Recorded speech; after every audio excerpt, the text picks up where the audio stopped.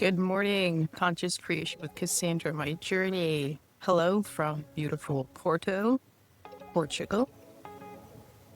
Quick thing I wanted to talk about today, something I'm realizing in my own journey, and I've not figured it out completely, still very much in the beginning aspects of figuring this out or experiencing it.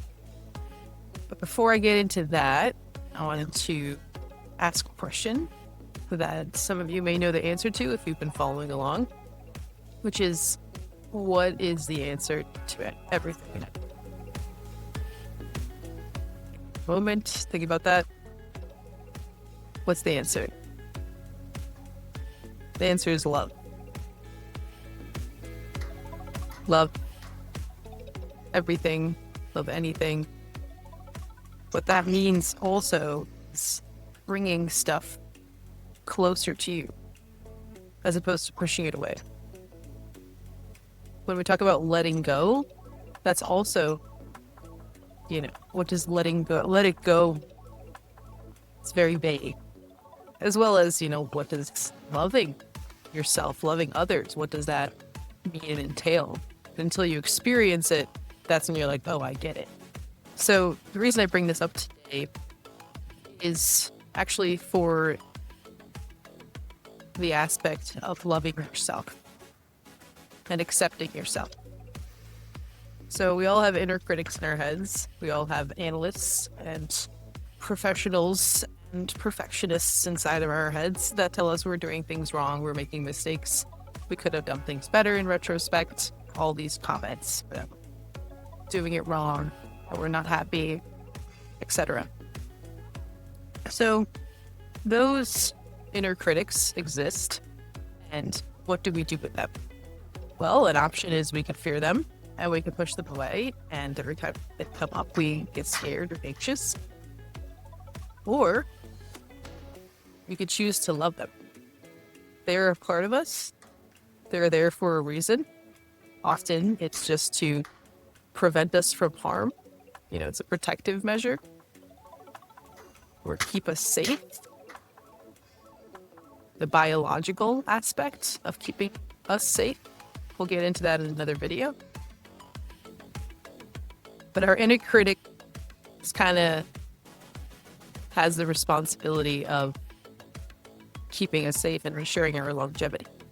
So if it was up to our inner critic, probably never leave our rooms and be shut into a fortress and never experience or do or risk or put ourselves out there.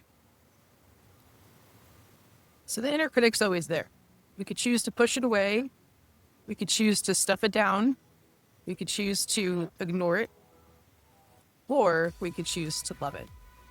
And this is what I'm saying. This is a very new aspect for me. So I'm really speaking of the experience that I've had in recent history as to what does it mean to love yourself, your inner critic. There's a few ways to do that. I'm sure YouTube is a great source as well as following along on this journey here. So accepting that you do have emotion. Accepting that we are human beings that range in emotions. That we're not going to be happy all the time.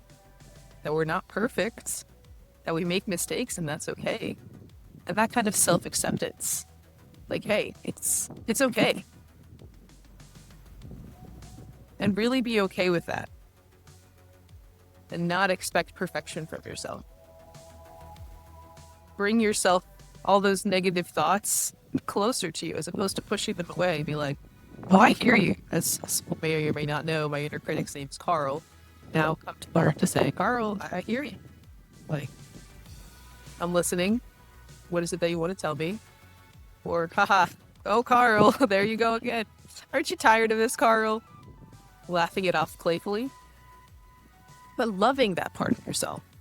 Accepting that you have that part of yourself. Bring it closer to you. Internalize it.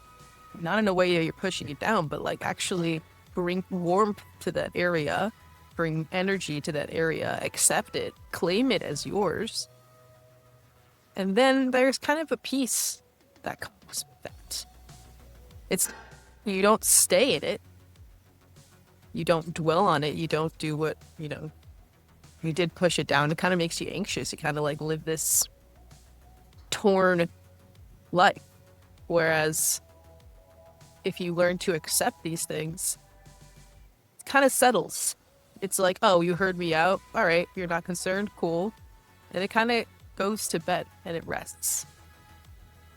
So I'll keep updating as my journey continues of self-acceptance and self-love and not having that expectation of perfectionism.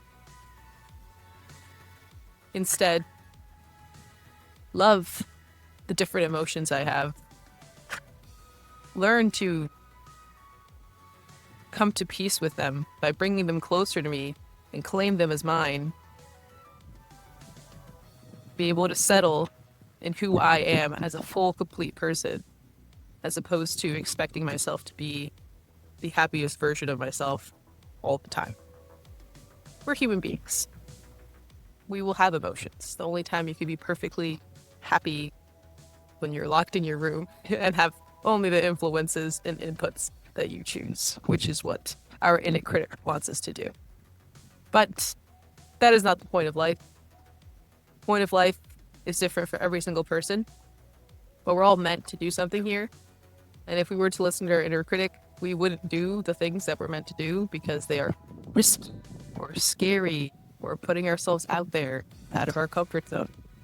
So yeah, best of luck to you. Reach out with any questions.